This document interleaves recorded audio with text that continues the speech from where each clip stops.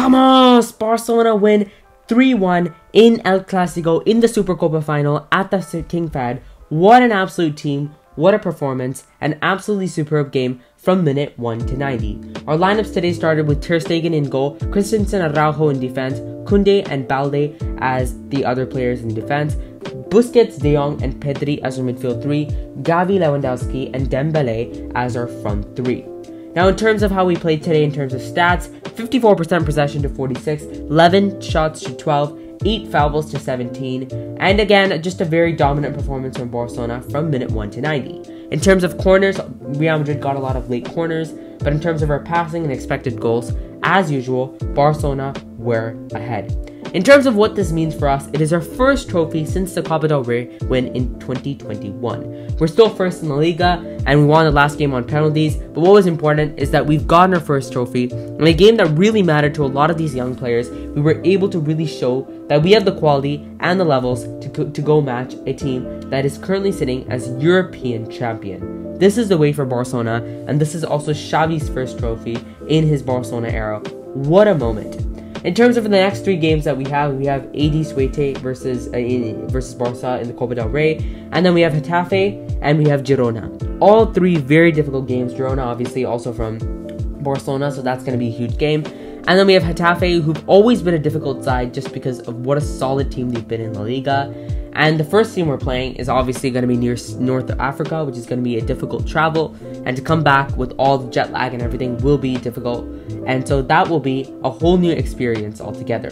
Now in terms of substitutions today, we had Gavi being taken off for Ansu Fati later parts of the game. De Jong for Kessie, also later parts of the game. Dembele off for Rafinha, which was the only one where it seems like that substitution actually needed to happen just because of Dembele's performance, which I'll talk about soon. And Pedri off for Sergio Roberto, also a late substitution for fatigue. And Araujo for Eric Garcia because of some few problems, most probably fatigue, that he felt later in the game. In terms of our player ratings for today, Ter Stegen deserves an 8. Absolutely superb performance from the German keeper. From minute 1, he really did not have much, to be honest, in terms of being tested, because Real Madrid didn't have a shot on target until the 60th minute, which is pretty much a record for them. And in terms of our back 4, Balde, Christensen, Araujo and Koundé, was very much a performance where they were solid, they were good on the ball, which is hugely important for Barcelona.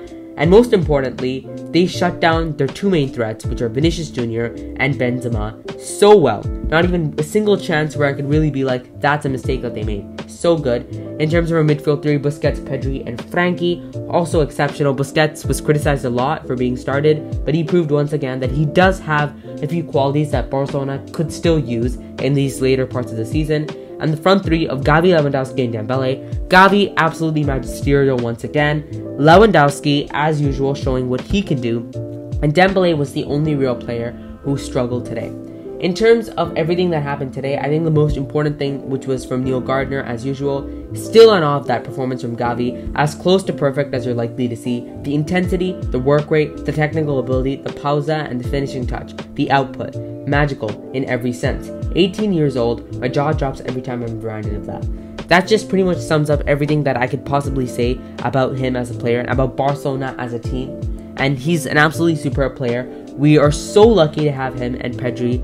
And as we said about Iniesta and Xavi not that long ago, we're going to be saying that about Gavi and Pedri because these guys are the next generation of this football club. And a more tricky tweet that came from Invictus was FC Barcelona trashing Real Madrid in a direct duel. A tweet you could read in 2009, 2010, 2015, 2018, 2022, and 2023. Nothing new. It always happens. It's always going to happen. Barcelona is the biggest club in the world. Visca el Barça, and see you in the Copa del Rey.